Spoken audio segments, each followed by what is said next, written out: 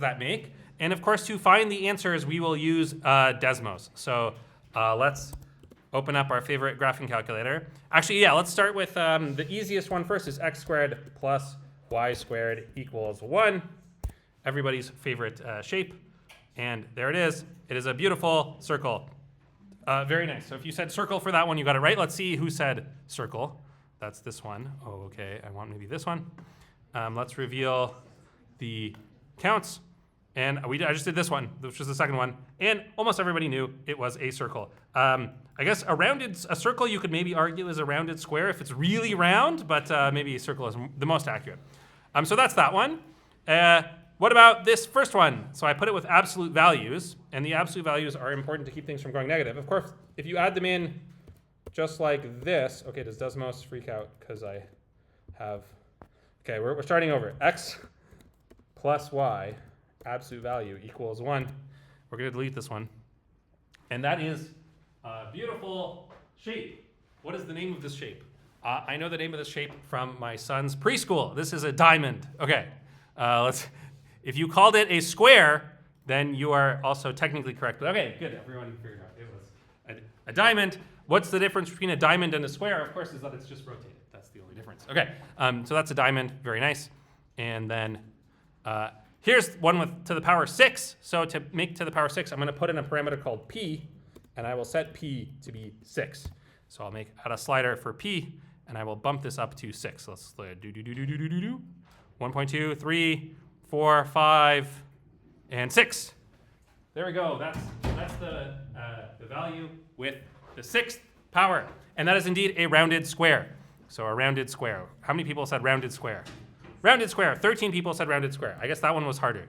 Did some people said star. Okay, it's not a star. Okay, and last but not least, we have the maximum of the two. This one should remind you the most of the course so far, is the maximum of the two. How do I get the maximum of the two? Well, you could just type it in. So let's do that. Maximum of absolute value of x, comma, absolute value of y, and then maximum equals 1, and then you have a nice purple square. But there's another way you can sort of make the square sort of appear. Does anyone know what else you could do to make a square happen?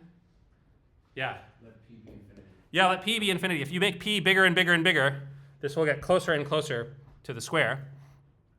So let's animate this and have it going forward. I guess we shouldn't go below 1.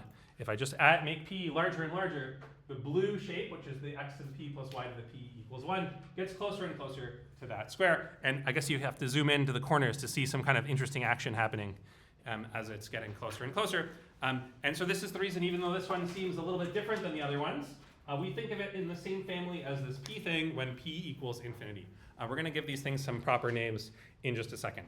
Okay, so this is a warm-up for things in the plane in R2. And of course, R2 is like the natural vector space everybody thinks of. We're going to try to generalize this first to RD, d dimensions, and then to infinite dimensions with sequences and functions. I guess there's one thing I haven't done yet, which is there was one answer on here that we never did, which was the star. The star. How would you get the star in this picture? You ever think of what you would do to get the star? Yeah. Would be p strictly between 0 and 1? That's exactly right. So if you make p, right now I said you should start at 1. That's the minimum value that you would want to go to. But of course, you can go less than 1. And if you go between 0 and 1, what does it look like? It looks like this. Oh, okay. Okay, it's coming out of there, and it's a star that becomes the diamond as we go. Okay, so these are all different ways you can do this, and it's all to do with this thing to the power p, which is a big important example. This class of examples altogether are the main examples we're going to use in this class for different types of norms. So we're going to have some concrete examples of norms, and most of them will be in this picture. Okay, so let's start this up, and I want to. Oh, where's my mouse? Okay. Bring this over, and let's make a new note. So these are sort of examples of norms, and they're going to be the main examples we use throughout. And some of them you've sort of already see. I'm going to say also and pointwise convergence. We're going to put pointwise convergence on here because that's another important thing in the course. And you can kind of arrange these things in a table. And my table looks something like this. So there's pointwise convergence, pointwise. PTwise means pointwise. we're gonna have L1, we're gonna have LP, and we're gonna have L infinity. And what we just saw as an example are L1, LP, and L infinity. That was in R2. So the columns are the different norms. These are norms, different flavors of norms. And then over here, I'm gonna put the different spaces. And the first space we saw is the most simple space, R2, just the plane.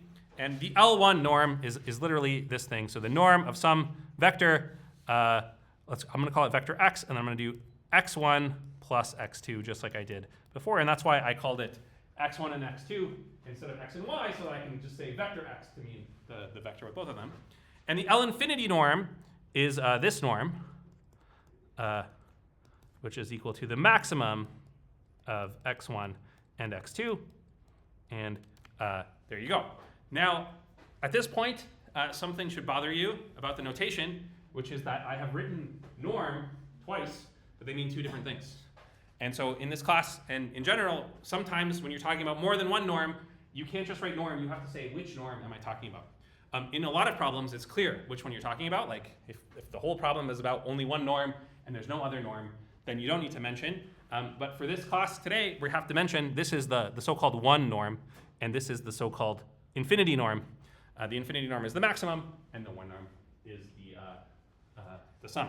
And what I drew before on Desmos, that was the picture of the ball. And you know what the ball looks like from the video, right? It's the set of points where the norm is less than some amount r. And we've drawn what these are. So the ball in the L1 norm looks like this. So this is the set of points, the set of all x, such that the norm of x sub 1 is less than or equal to r, and it's a little diamond shape. Some people define pi to be the perimeter of the ball. So we know the ball is defined by the norm, and then pi is defined by taking the perimeter of the ball. So in this universe, pi equals, I guess it's 4. No, it's 4 root 2. Okay, here we go. Pi is 4 root 2 in this universe because the radius of this thing is not the ordinary pi. It's 4 root 2. Okay. On the other hand, in the infinity space, what is the ball? The ball is a square. So it looks like this. Okay, and so again, it's the same. I'm not going to write the definition of the ball again. It's the set of points where the norm is less than 1. And in this case, pi is now, I believe it's 8. 8. Pi equals 8 now. So, okay, maybe this pi thing is kind of just for fun. Let's not confuse people with pi equals 8 and pi equals 4. This is for funsies if you like pi. Okay. Okay. Questions or comments so far? Okay, and these are examples of norms in R2. The one that we should do in the middle here is what I call LP. And here P is I put a number between 1 and infinity. I guess it could be equal to 1, and then you just get back L1. And what is the LP norm? We're going to write it with a P, and we're going to put the same thing, but x1 to the power P plus x2 to the power P.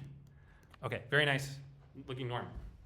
That seems very logical. You have it for 1, you have it for infinity. Like we said before, you can get the infinity one by taking P, getting closer and closer to infinity, and we saw that was getting closer and closer. And this will have some kind of rounded square. So the shape over here will be like this, and it'll be a rounded shape. If P is very large, it's a rounded shape. When P is exactly 2, it's a circle. So when P equals 2 is a special case. And P equals 2 will be a very important example when we get to chapter 3 called Hilbert spaces. It turns out L2 is somehow special. There's a notion of a dual, and L1 is the dual space of L infinity, and L infinity is the dual space of L1. But L2, when P equals 2, is exactly dual to itself. All of this will come up in chapter 3. But for now, in chapter 1, P equals 2 is just a special case of the LPs. Okay, so that is that. This is all good, except there is a mistake on the board. And there is something we said about norms earlier on. We said the definition of a norm is this, and there's something I wrote on the board that is not correct. Something is violating the definition of a norm. Does anyone see what the definition, which part of the definition of a norm is being violated with what is written on the board?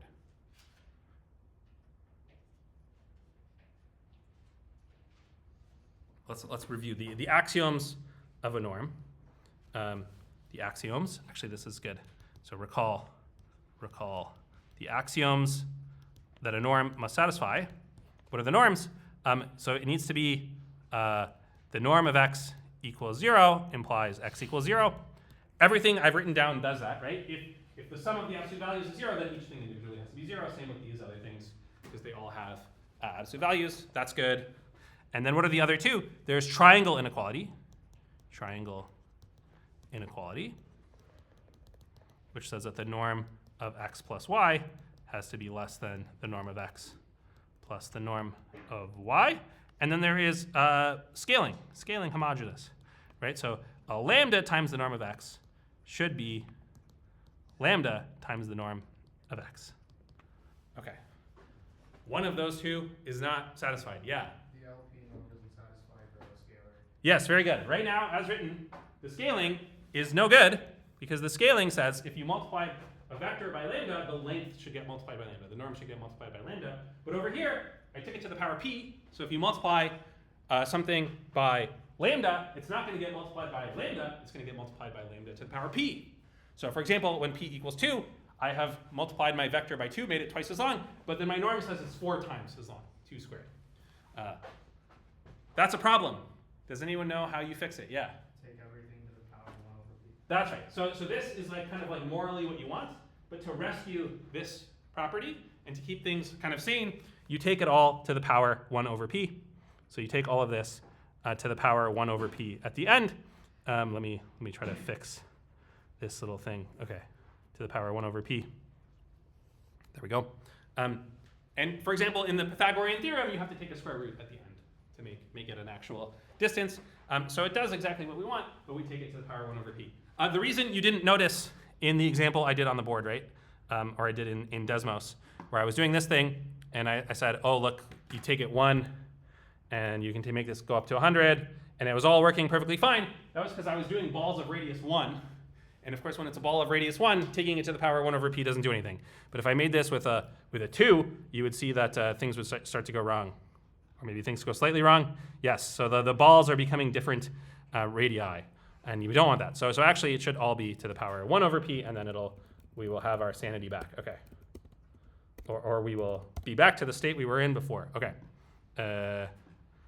Okay, yeah, there we go. So that's the ball of radius 2 now, and it matches sort of the other norm of radius 2.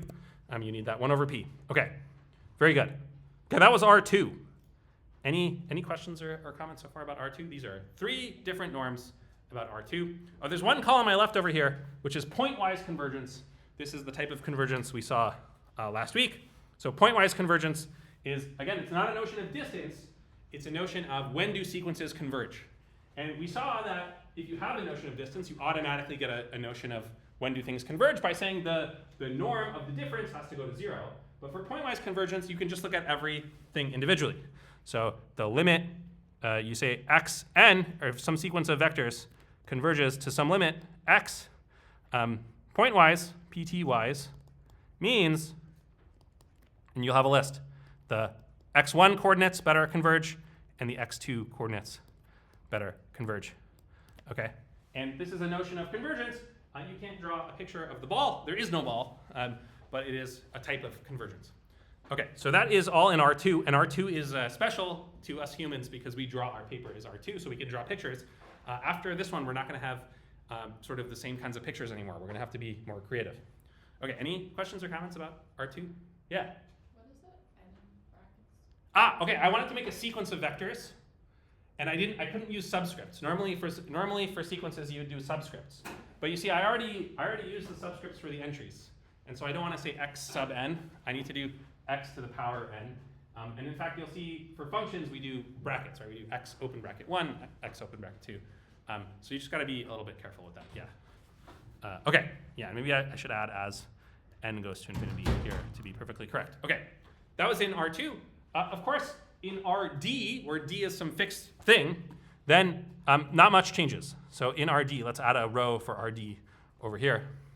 In RD, it's a similar thing. You just don't stop at 2. Keep going, right? So pointwise convergence,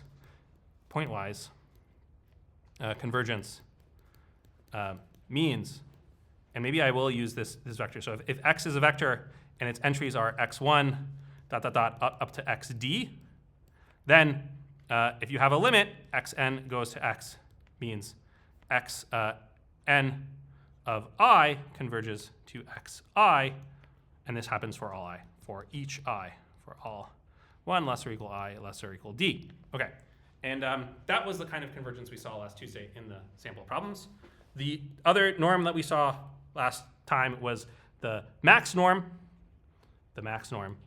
also known as the L-infinity norm, and that is why it is called the L-infinity norm from the thing we did before.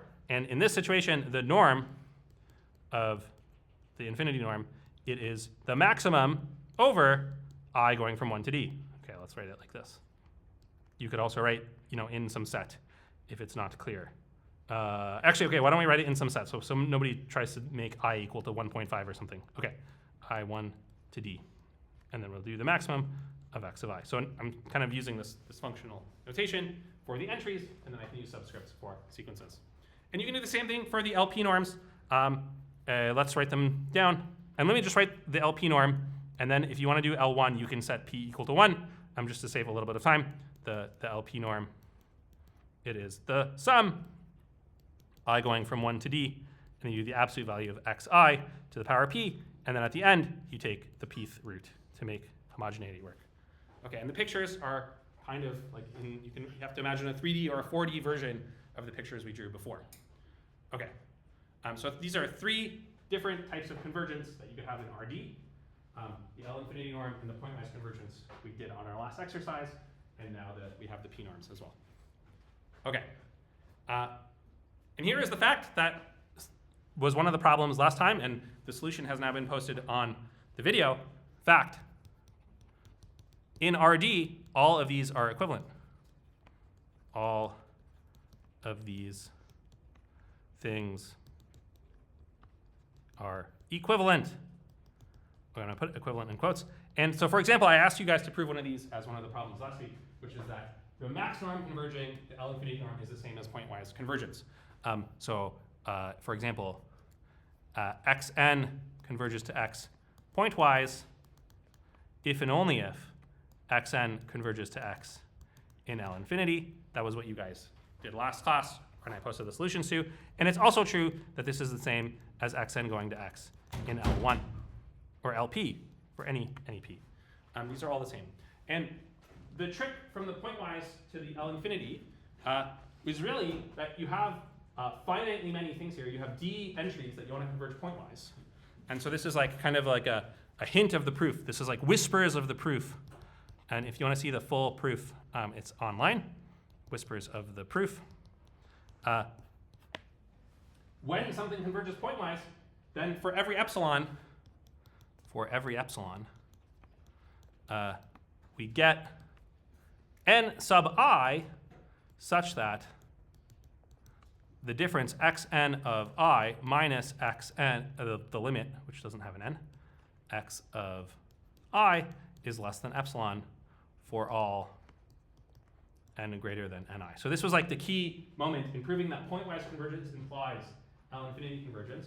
You wait, and there is some point, which maybe depends on I, there is some point ni, so that beyond that point, these things are within epsilon.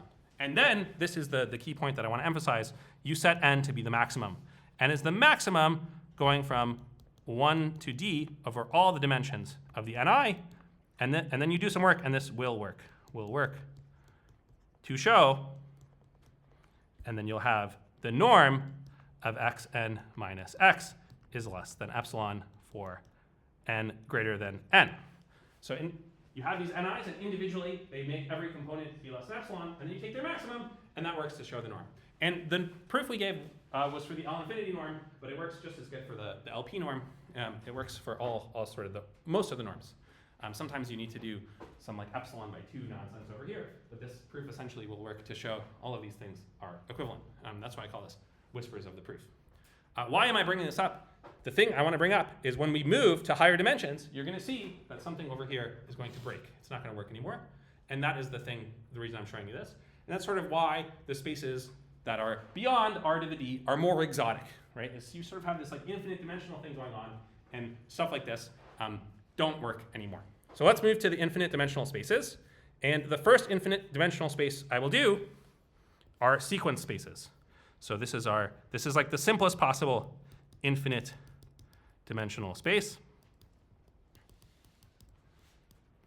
And their sequence spaces, I think sometimes people denote this by r to the power n, where people use the notation x to the power y means the set of functions from y to x. Okay. So what is r to the power n? It's sequences. They're sequences. They're functions. Let's call the functions a, and they're functions that input a natural number and output a real number, which is another way to say that is you have sequences. They're the set of things a of I, but now I goes from 1 to the power infinity. It's some natural number, and each of these should be a real number. A of I is a real number. So sequences of real numbers. And it is just like the notation we used for the r to the d, except you don't stop at I equals d. You go all the way up to infinity. Could be 1 or 2 or 3 going on forever and ever, and you never stop. And this makes things already a bit different. But let's write down the norms in this situation. So we had pointwise convergence. That is exactly the same. So this is pointwise. Let's write LP. Let me do L1 and LP separately here, just for clarity. And L infinity. And maybe LP will get like a little slice too. I kind of want to ignore LP, but I don't want LP to feel bad. Okay, let's put LP somewhere in the middle. Okay, pointwise. So pointwise convergence is exactly the same. So you have some sequence A, it's a bunch of sequences. This can really blow your mind, right? The points in this vector space are sequences. Every individual thing is a sequence. And then now I have AN. So that's a sequence of sequences, right? So you gotta keep it straight. Every individual sequence I'm saying is like kind of like a function that has a first, a second, and a third coordinate. And now I have a whole sequence of these things. So don't get mixed up. Sequence of sequences. And that's why I'm trying to use this notation so that we don't mix up the subscripts. Some textbooks, they do like A of n comma m, but we'll do it like this. And you'll see it'll match what we're doing in a minute. Okay, hopefully that's okay. Anyone confused about the sequences of sequences? It's okay? All right. It will, as you go through the course, if it feels weird and funny now, you'll get used to it and it'll start to feel more and more normal. And then as soon as we do functions, it'll maybe also clear up what's going on. But hopefully it's okay. So pointwise convergence, again, it just means for all I, and now not I can be any natural number, the limit as n goes to infinity of an of I equals a of I. In other words, every individual component converges. That's the same thing we did before. L infinity, we had that last class. It's the same norm as before. You take the maximum over all the components. So the norm of some sequence A is the maximum of the absolute values. And now I can, again, be any natural number, which is what makes it a kind of a nasty thing. Oh, OK. Actually, no, this is the first place where something is different. So I wrote this on the board. But this is no good. This is wrong. This is you go to math jail for writing this down. Can anyone think of what is the problem? I copied and pasted everything very faithfully from over here. And over there it was fine. But now you go to math jail. Yeah. The maximum might not be defined, so you just monotone increasing. Yes. This is the problem. Maximums, sometimes you can take the maximum of an infinite set, and sometimes you cannot. And so if you write the maximum of some set over here, you better explain to me why the maximum exists. And in general, the maximum might not exist. So we're not going to write the maximum. So this is the first situation where something must change. We have to generalize the maximum to make it infinite dimensional. What should we generalize it to? Yeah. Supremum. The sup. That's right. We're going to do the sup. So let's write sup over here. SUP, the supremum. So again, the supremum is like the maximum, except for remember, the supremum doesn't necessarily have to be something from the list. Right? So if the numbers are going up, up, up, and they get really close to 10, but they never actually reach 10, but they get closer and closer to 10, then the supremum could be 10, even though 10 is never appearing on the list. If I understand correctly, you guys did supremum in real analysis 1. Okay, good. So it's the sup. So that's very good. All right. Okay, there's one other problem. And this one is a more sort of minor problem, which is over here, I said the space was R to the D, all possible vectors, and all of these operations made sense for all possible vectors. But if you go down over here, the pointwise convergence is fine. We can do that no matter what vectors you're talking about. But there's a problem with this one, again, due to the infinity, which is that some sequences the soup is not a finite number. Some sequences have a soup which is infinity. Okay? And those sequences, we cannot include them because that would break our definition of a norm. Maybe we should go back to the definition of a norm all the way over here. The norm outputs a number. The norm of x is a number. Okay? And if the norm is infinity, that would be bad.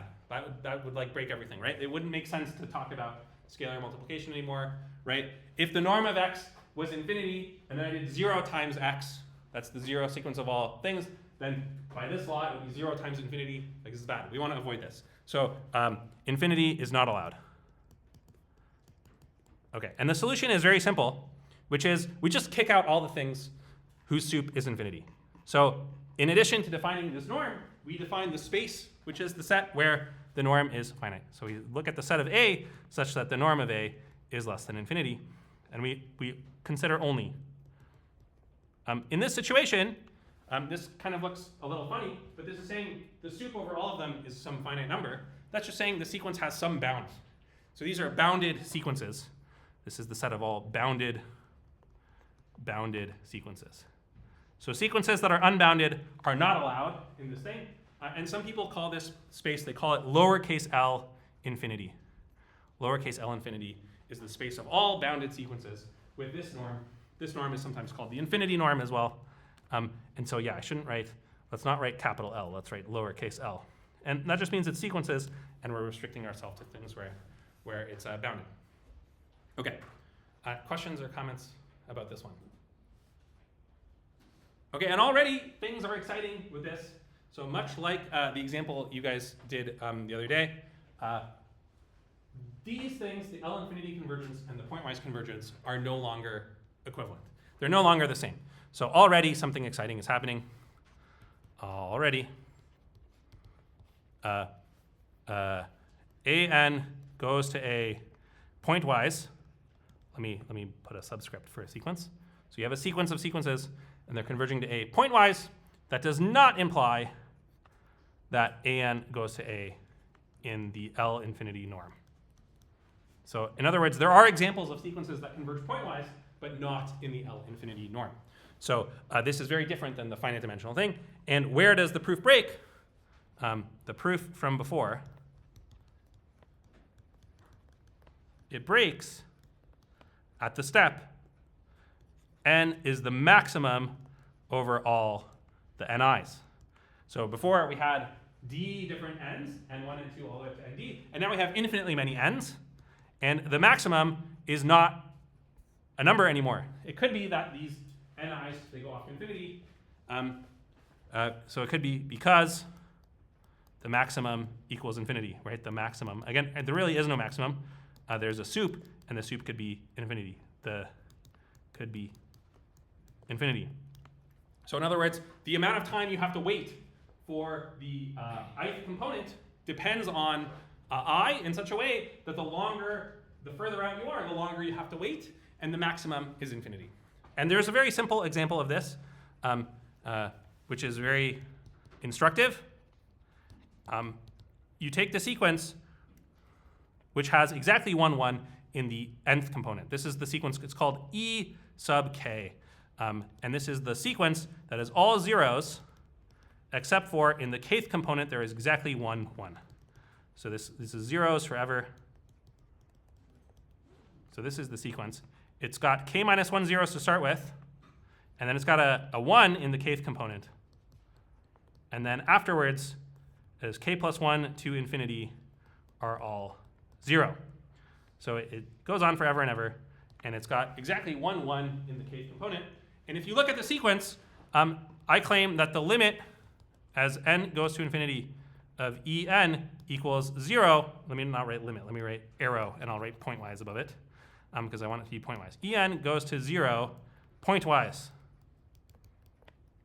So every individual entry, if you're like some dude, you're like the 1,000th entry, and you're sitting there.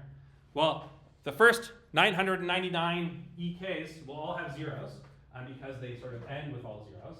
But then the 1,000th zero, or the 1,000th entry, that's like your birthday, and you're like, woohoo, we get a 1 exactly at E1000.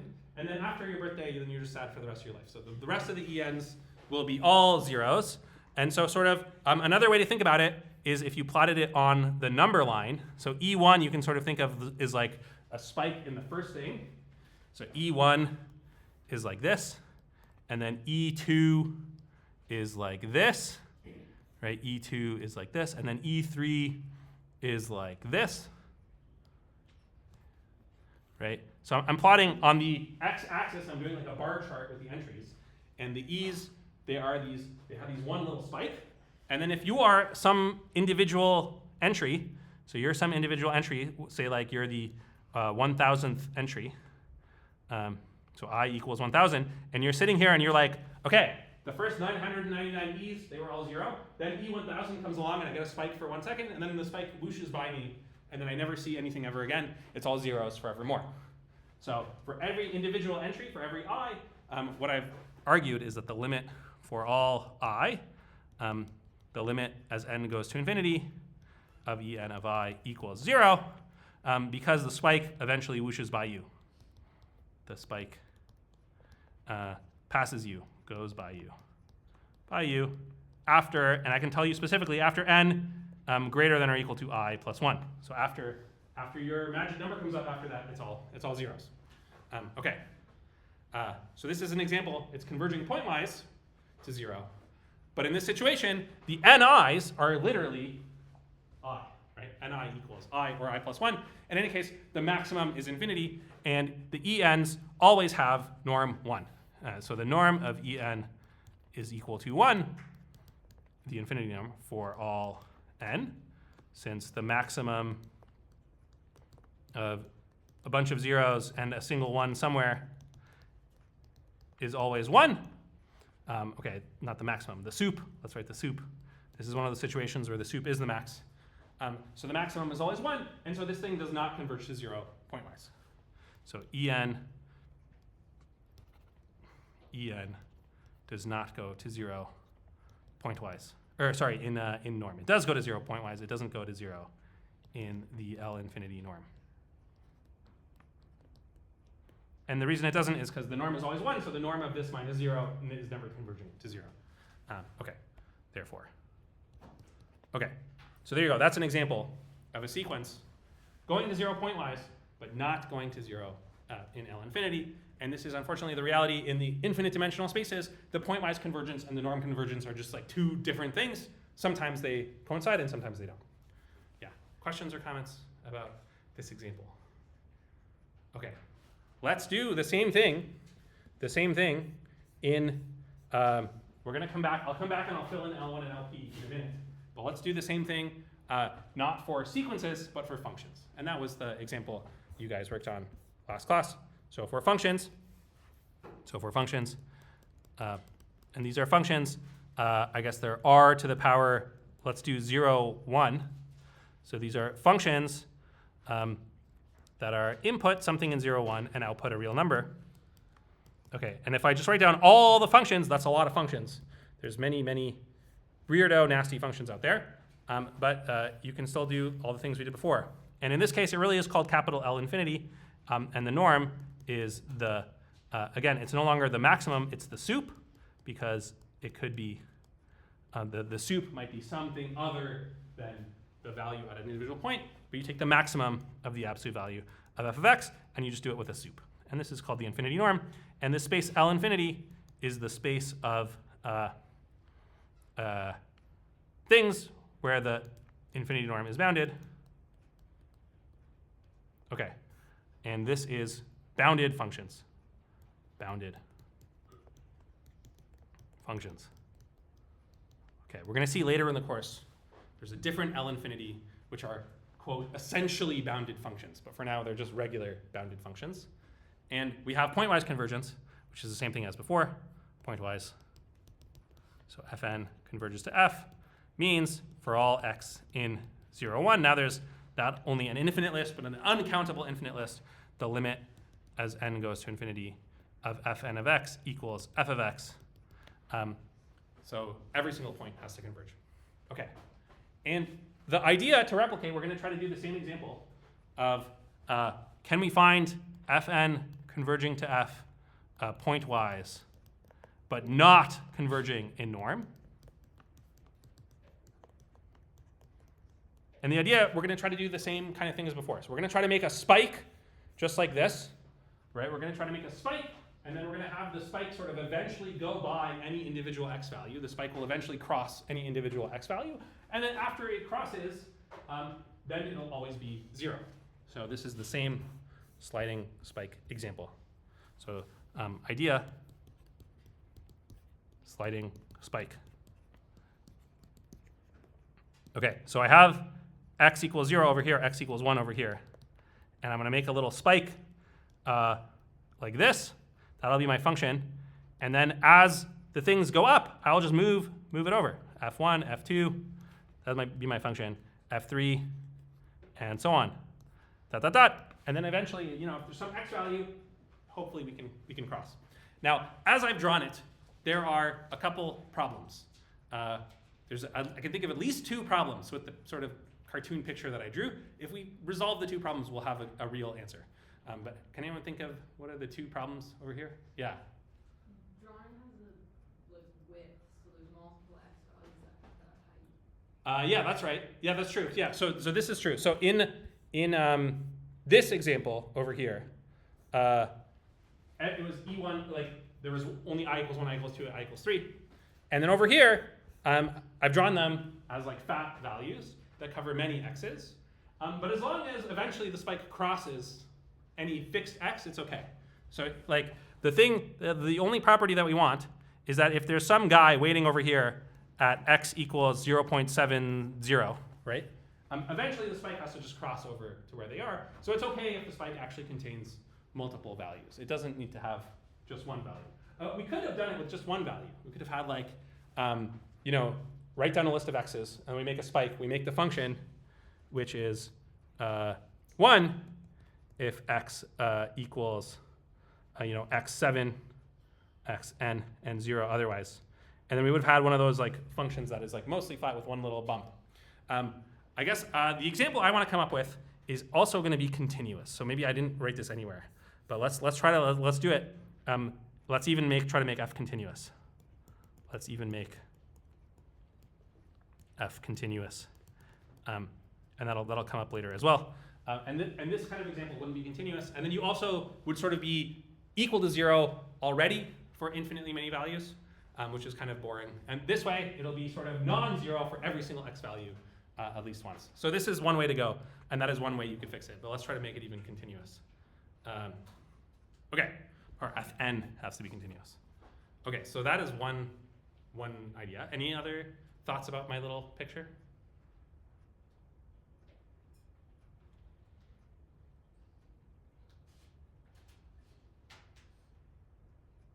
So one thing is I said, let's make it continuous, and I was complaining that this one isn't continuous. Are these pictures that I drew continuous with a box? So that's not even continuous anyway. So first of all, I should maybe at least make them continuous. You can make them continuous just by, instead of doing a box, do a triangle. So this is the first thing you can do. And then now it'll be continuous. There'll be continuous functions like this. So this helps them. Now they are continuous. X equals 0, x equals 1. Now they are continuous.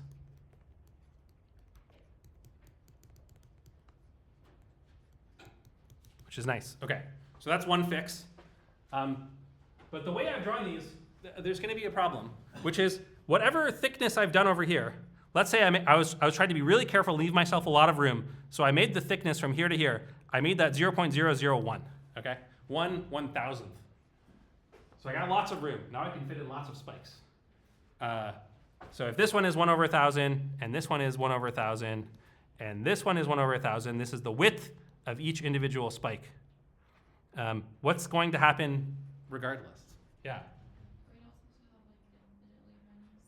Yeah, this is right. There were supposed to be infinitely many, and I've only left room for 1,000, right?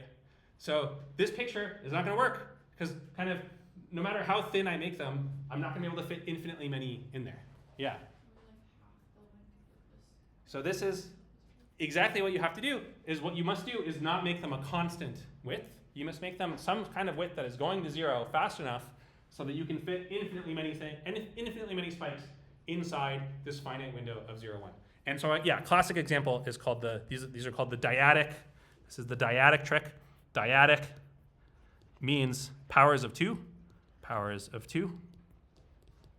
And so the classical way to do it is you make the first spike go from 0 to 1/2. You make the second spike go from 1/2 to 1/4. And you make like that. You make the third spike go from 1/4 to 1/8, and so on.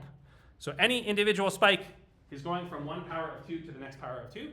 And as you go up the list, they get more and more narrow. They get really, really small. And so you can fit infinitely many of these spikes inside the finite interval. So this is one way to do it. And this will totally work. So now,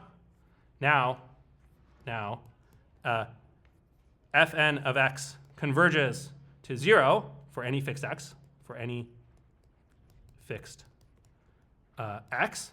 It's going to 0. So again, the way I think about it is if you're some dude sitting on the boundary over here, right? You're some fixed x value.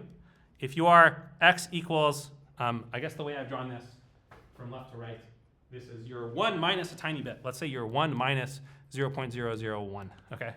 You're 0.999, and you're sitting here, and you're watching these spikes. Well, eventually, there's going to be a power of 2 that is less than this amount. And when that happens, all the spikes will eventually be past you, right? So even if you think you're really close, eventually the spikes will pass you as soon as the power of 2 is large enough, and then you will see only zeros. You'll only see this flat part of the function after that. So this is the sliding spike example, and it shows fn of x goes to 0 pointwise. But on the other hand, the maximum value of fn of x is always the top of the spike, and so that can be 1 if we just label the y-axis here with y equals 1, and we make all the spikes the same height of y equals 1, then the maximum value, or the sup value, is 1. Okay, so because the maximum value is 1, therefore the norm of fn infinity is always 1, and so fn does not go to 0 in the L infinity norm. Let's say L infinity norm. Okay, so that's the example. And we're going to have, as we go through the course, there'll be many of these sliding spike examples. This is the sort of the first one that you do. In the textbook, they have this one as well, and they do it the other way. So I kind of animated the one from the textbook, where is that? This one. Okay, this is kind of the one they did in the textbook. And what they did is they started at 0, and then they made the width of the spike, it just goes up and down, but to the left side instead of to the right. And they made it look kind of like this. So I have a little animation here of how it is working. Okay, so it goes like that. So at n equals 1, it's like that, and then it kind of goes like this.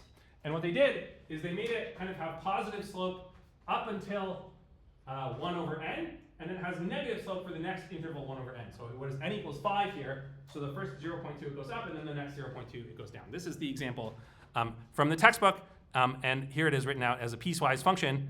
And the point is that the function is smooshing down, getting closer and closer to the 0 function. For any individual x value, you're eventually in this region over here, and so you're eventually 0.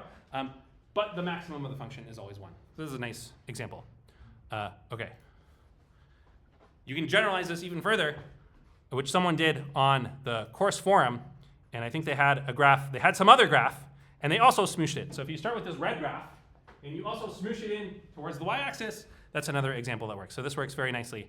And the way you would write this is you would write n times x. This is smooshing to the left. And this, again, has the property that the maximum height is always 1, but every individual piece eventually gets closer and closer to 0.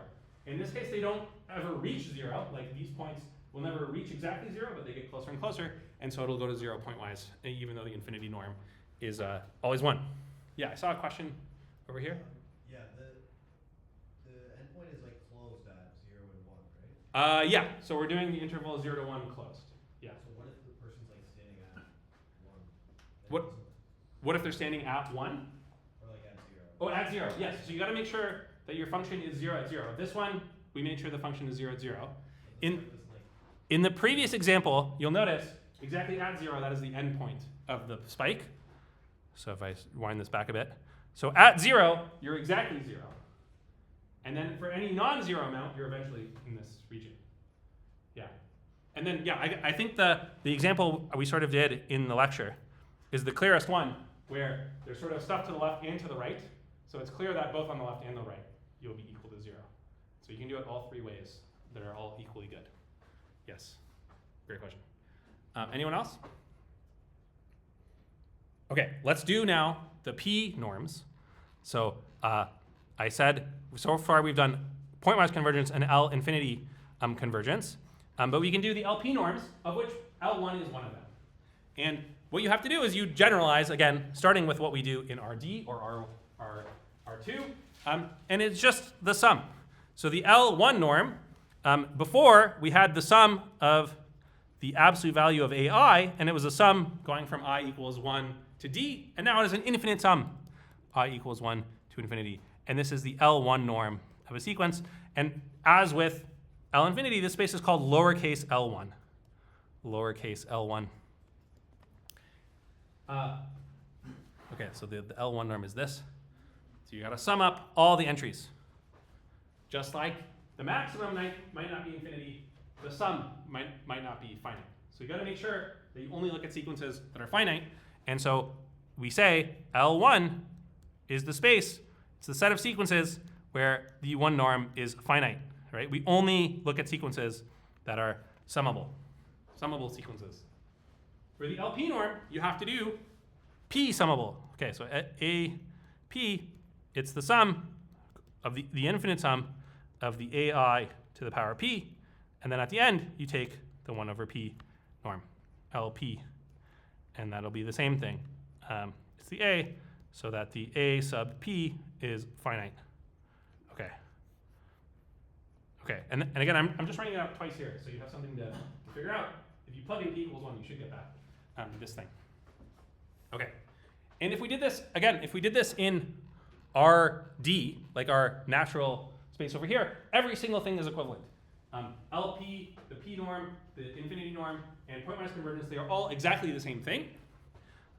But in infinite dimensions, they are not the same. So just like we had something converging pointwise, but not in L infinity, you can make things that converge in some of these norms, but not in the other ones. So which one you look at matters. The textbook gives us a name. They call these equivalent norms. So let me copy down the textbook definition. We'll go all the way down here. The textbook definition. And let me get the right number from my notes.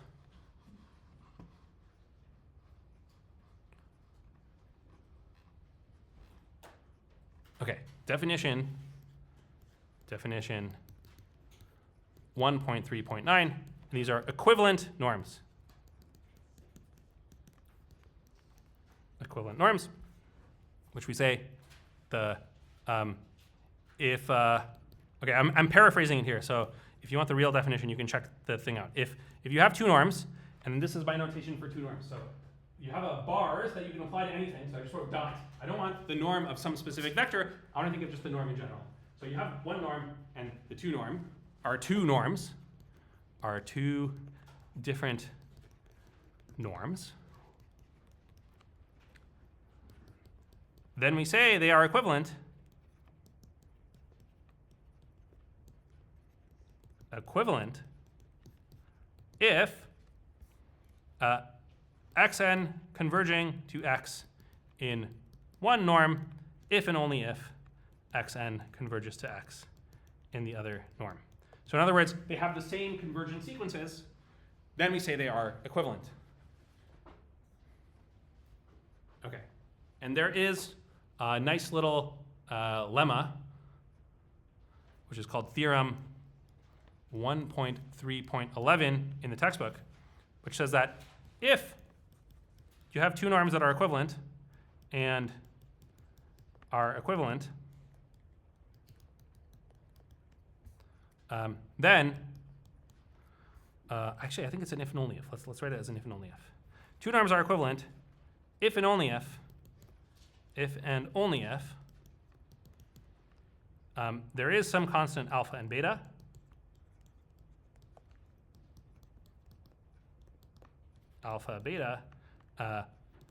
such that alpha times one norm is less than the other norm.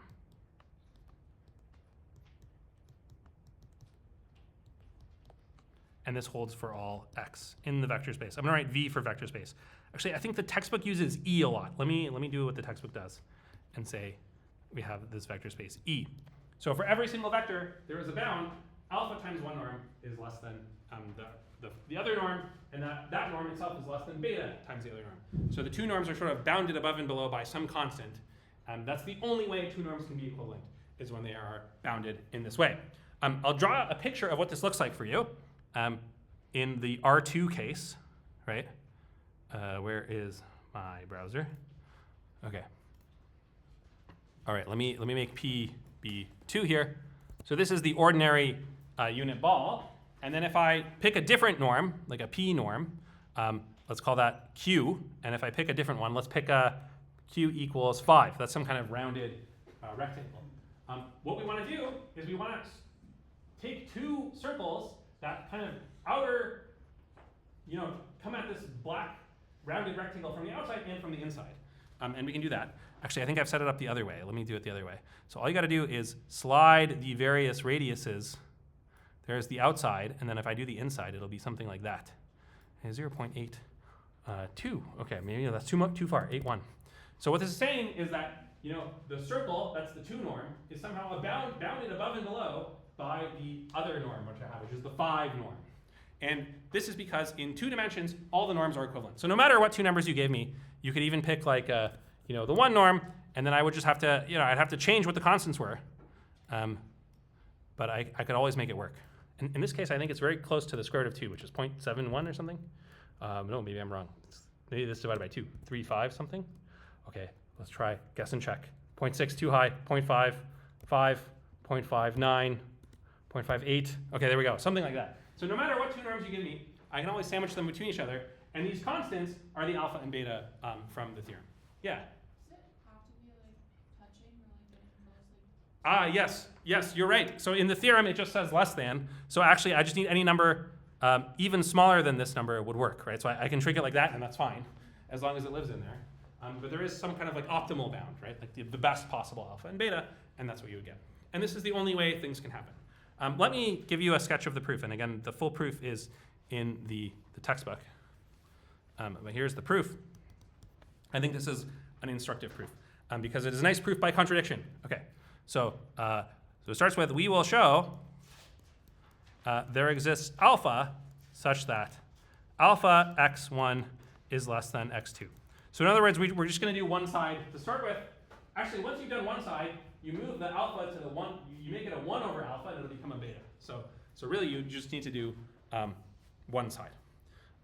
Okay, and it's a proof by contradiction. This is a very important technique in this course, is doing a proof by contradiction and seeing what comes out of that. So this has to be true for every single x, for all x in the vector space. This is true. Okay, suppose by contradiction, every good proof by contradiction starts with suppose by contradiction. It is not true. And this is where your sort of brain should go, okay, what would it mean for this to not be true? Well, we want to show that there exists an alpha, so that something works for every x. And if that is not true, then that means for every alpha, there exists an x, right? For alls, and there exists swap places when you do contradiction. Then, for all alpha, there exists an x in E such that the reverse is true. Alpha times x1 is bigger than x2. This is really what the contradiction means. And okay, this is the part where I think it's a good, important technique. If you have this thing for all alpha, there exists an x, what can you possibly do? Well, you can create a sequence. This is the thing. This is why we've been talking about sequences the whole time. When you have this kind of statement and there exists an x, you can plug in lots of different values for alpha and get a sequence x1, x2, x3, and so on. So by plugging in some alpha value 1, some alpha value 2, some alpha value 3, you get a sequence of x's. And so this is what I'm going to do. I'm going to say set alpha equal, and in a lot of proofs you set it to n. Like you make the n thing you plug in is n. In some proofs it's 1 over n. What do I want it to be in this proof? I'm going to peek at my notes. It's going to be 1 over n. And let xn be the vector for which 1 over n times the norm of x1 is greater than x2. And I can write n over here. Okay, so by plugging in alpha is 1 over n, we had this thing that worked for every alpha, but by specializing it down to this special 1 over n value and using their exists, we find the vector xn that makes the inequality work kind of in the wrong way.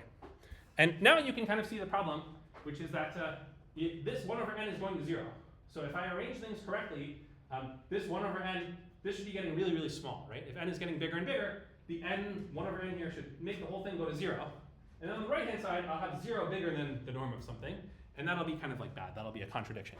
Of course, that doesn't exactly work, because what about these things? Maybe the xn's are getting very big or very small, and so like you can't just take the limit of 1 over n times something and say, oh, 1 over n is going to 0, so the whole thing goes to 0. You gotta be sure that this thing isn't blowing up. Okay? And so this is another important technique in the course. We're going to normalize the vectors. So this is another idea. It's called normalize the vectors xn by setting, I'll call these yn. Yn is going to be xn divided by the norm of xn. So this is called normalizing the vector. And when you do this thing, you take a vector and you divide it by its norm. Whatever the norm of that vector was, the norm of the new vector is norm 1. Notice the norm of yn equals 1, no matter what xn is. Okay, that's this specialized technique called normalizing. I'm kind of doing it slowly here because it's our first time seeing it, but this will come up in all sorts of different proofs in the course. Okay, so great, we have these yns, and now the yns, I'm sure that they are always norm 1. So if I had this kind of inequality over here with the yns instead of the xn's, then I could be sure that this thing is not blowing up, and then I'd be really happy. Do I have this kind of inequality over here? So let's give this thing a name. Let's call this star. And then I can say, by star and the definition of yn, ooh, I could give this a name too. This is called, let's call this dagger, right? That way the reader can go and see dagger and star and the definition of yn in dagger. So I have 1 over n times the norm of xn1 is greater than the norm of xn2. But if I plug in, what is xn? Xn is nothing more than yn times the norm of xn. So this is 1 over n, and then I'll do the norm of xn times yn is greater than the norm of xn times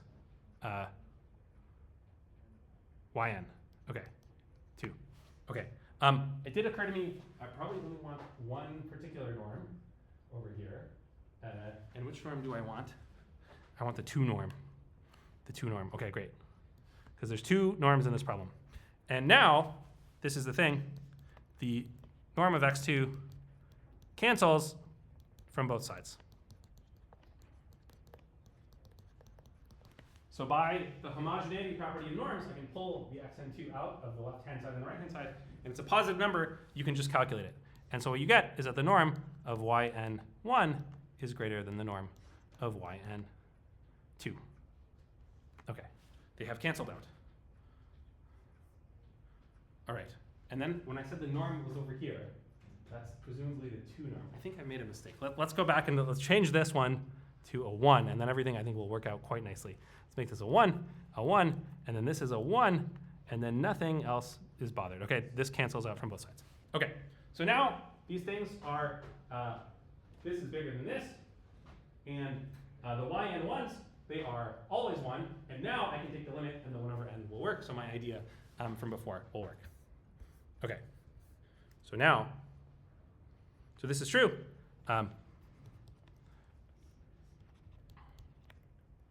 Now,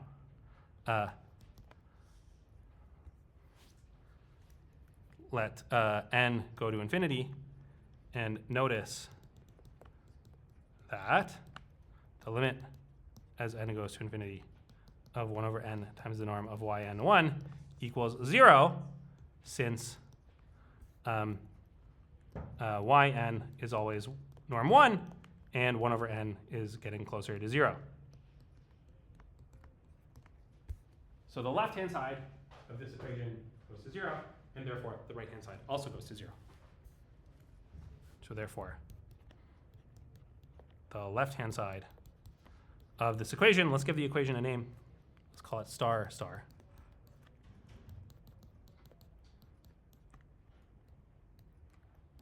Goes to 0. And so you could even say by the squeeze theorem, if you want to be fancy, by the squeeze theorem,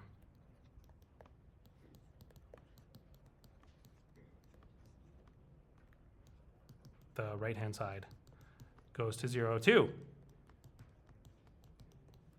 Okay, so we have these y-ends, and the y-ends are going to 0.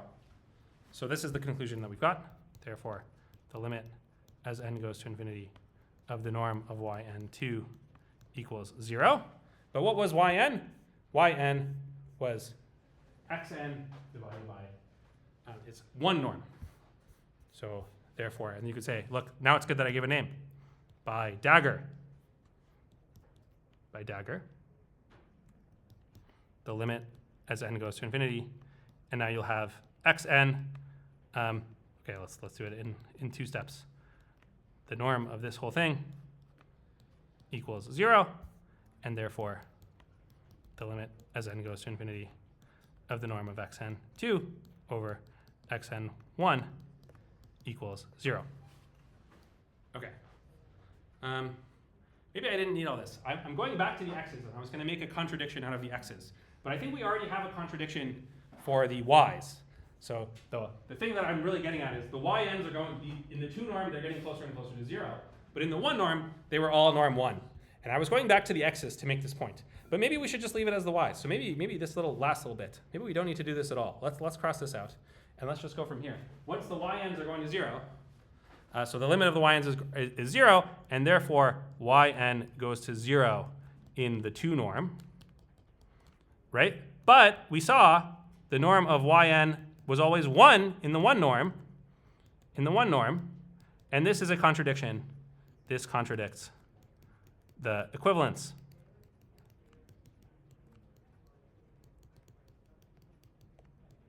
of norm 1 and norm 2. So we don't need, we could go back to the x's, but I think it's actually clearer if we just leave it as the y's. We have now found this sequence yns, and the yns are going to 0 in the 2 norm, but in the 1 norm they're always 1. And that means that the 2 things can't be equivalent because they have the same sequence is not converging to 0 in both of them. And so I can do a nice little arrow, and this proves the contradiction has happened. And so the thing we originally assumed is contradicted, and we have our proof. So this is a proof that there is some value of alpha. So the alpha times x1 is less than x2. You have to do a little bit more work to say, okay, why is there a beta, right? Move the thing over. You should also do the other side, right? This is an if and only if, and I only did one side.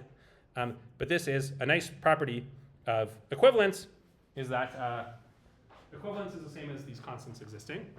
And I will leave you with the statement of the kind of next theorem in the textbook, which is the theorem is that in a finite dimensional space, all the norms are equivalent. In a finite dimensional space, all norms are equivalent. Okay, and in the textbook, this is called theorem what? Theorem 1.3.13. Okay, so in a finite dimensional space, all the norms are equivalent. You can always find these alphas and betas. I'll give the proof idea is to prove they are all equivalent. Prove they are all equivalent to the 1 norm, to the norm, which is the 1 norm. I'll say the L1 norm. Okay, and you can read in the proof in the textbook if you'd like. Okay, I think this is all I wanted to say for now. Let's go back. Let me see. Did I leave any of these unfilled? Okay, yeah, we didn't fill in what the p norms are on functions, which is, again, a complicated story, so that's good. But we have the p norms on sequences and on functions. And I guess, this is a good exercise. Let's leave with one more exercise. We said, and the theorem in the book says, these are all equivalent for finite dimensional. And I told you that, you know, L infinity convergence is not the same as pointwise convergence. But could it be that L infinity convergence is the same as L1 convergence? So let's leave this as an exercise. This is a good problem. This is the type of problem that would be in a Tuesday class. So question, what's the relationship, between L1 convergence and L infinity convergence for sequences? Okay, so this is a great type of question. Can you come up with a sequence that is converging to 0 and 1 or none the other? Which direction can you do it in, and what can you say? This is a great place to stop for questions. So this will be an exercise, and I'll post it on Mathematize as well. With the other, there's 2 other problems related to closure and this kind of thing that use these examples that are already up there. I'll add this one to that one. Any other questions or comments? Okay, I'll be around for questions for a little bit, but we'll stop there, and we'll see everybody on Thursday, which will be another regular lecture.